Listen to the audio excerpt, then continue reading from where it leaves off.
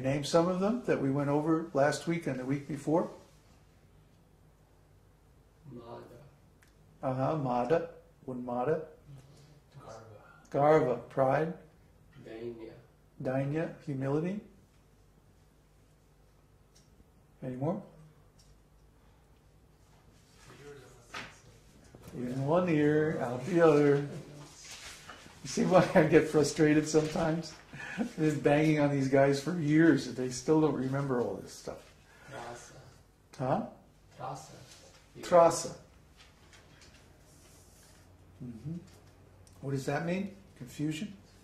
Fear. Trasa.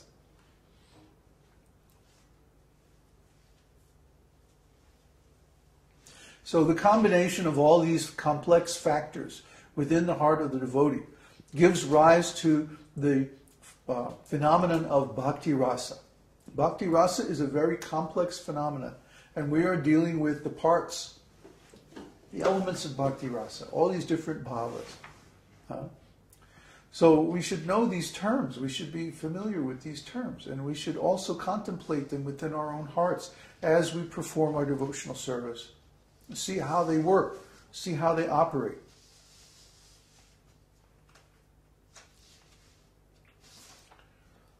Now, for example,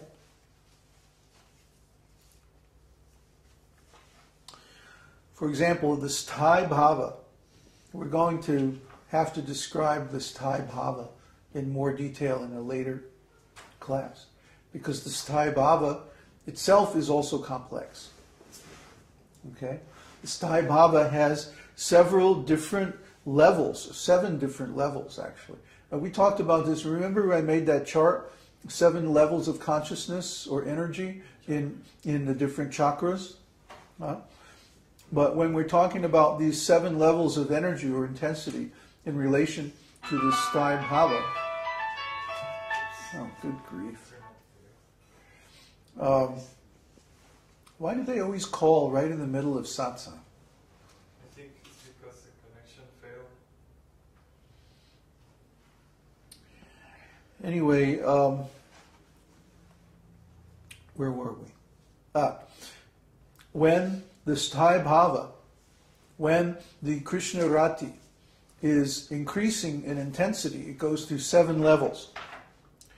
And the 7 levels are called sneha, mana, pranaya, raga, anuraga, bhava, and mahabhava. And they all have particular symptoms by which they are known in each of the 5 Sthāyi-bhavas. Okay, so we'll have to go through that one of these days and discuss all of that.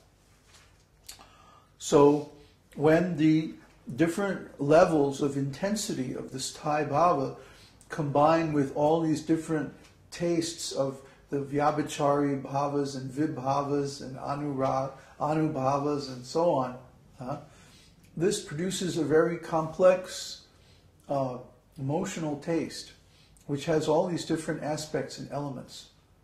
And this is bhakti-rasa. So bhakti-rasa can go from a mere reflection, which is called bhakti-abhas. For example, ordinary religion is not exactly bhakti, because one is not in direct contact with Krishna, in a relationship with Krishna. One has some indirect relationship with Krishna through some religious body or teaching. And this is called bhakti-abhas. In other words, it's a reflection of bhakti. It's not the real thing. It's just a dim reflection. It sort of looks like bhakti, but it's not really bhakti because it's done through a proxy. You know what a proxy is? Right, a substitute. A substitute. If I have, for example, we just incorporated our service or our organization as a non-profit religious corporation, and we hired this group called LegalZoom. They have a website, and they actually filed all the papers and stuff. So this is known as making incorporation by proxy.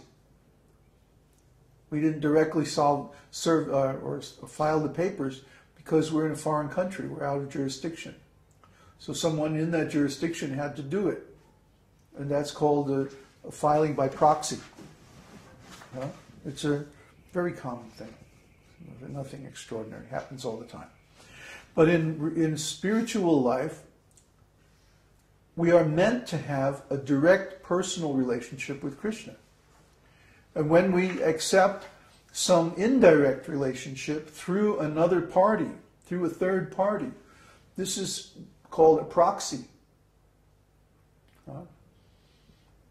And most people's conception of religion is this kind of a proxy setup, where the religion or the prophet or Jesus or somebody has the direct relationship with God, and you have a relationship only with them. You don't have a direct link with God. That's bhakti-abhas. But we're talking about direct relationship with God, where your consciousness and God's consciousness have a direct link. That's bhakti. That's the real meaning of yoga. Yoga means to link. It comes from the word yukta. Yukta means to hitch up two things together, connect two things together, like a horse and a cart. If you were describing hitching up a horse to a cart, in Sanskrit you would use the verb yukta. Yukt is the word root. So that same word yukt becomes yoga. Yoga means to hook up, link, or connect the individual soul with the super soul.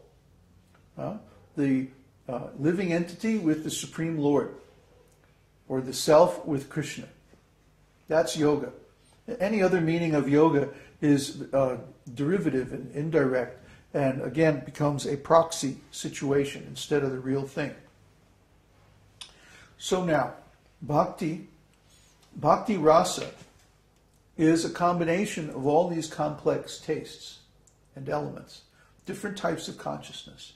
And when these different types of consciousness, or different flavors of consciousness, or different types of impressions, you can look at it that way, when they all mix together in a harmonious way, this is called bhakti-rasa. Now there are 12 flavors of bhakti-rasa. Okay, get ready because this is very important. The bhakti-rasa is of 12 varieties, flavors, types, or whatever you want to call them. And each of them has its own Sthāyi-bhāva. And there you can find examples of devotees in all these 12 Sthāyi-bhāvas. For example, the Sthāyi-bhāva of śānta rasa is śānta-rati. Śānta-rati, śānta means tranquility or peacefulness. In India, they're always saying shanti, shanti. They want peacefulness, which means they're in Sthāyi-bhāva of peacefulness. Śānta-rati. Śānta-rasa means neutrality. It means we don't have a service relationship with the Supreme, but we adore Him from afar. And we want peace. Give me peace. Well, this is a very sort of indirect relationship with Krishna. Yeah. Even though, for example, well, a good example of these are the great sages in the heavenly planets. They meditate on Krishna for thousands of years, sometimes. And then sometimes Krishna will come and visit their planet. And when He does, they're like, offering obeisances and like that. But they don't offer direct service. Their conception of God is that God is already complete. He has all potencies. He has everything He needs. He's completely self-satisfied and He doesn't need us. So we simply worship Him from afar. Śānta-rati. Then the Sthāyi-bhāva of dāsya rasa is dāsya-rati, affection in servitude. Hanuman is the typical example of dāsya rasa. Hanuman, his affection for Lord Ramachandra was exemplary and overwhelming. And he would perform sometimes 3 or 4 services at the same time. Hanuman is just amazing. With one hand he would be fanning the Lord, and with his tail he'd be holding an umbrella over the Lord, and with his other hand he's rubbing the Lord's feet or something, and several services, and at the same time he's praising the Lord by his speaking nice prayers and so on like this. So Hanuman is the example of the servant. Dāsya-rati.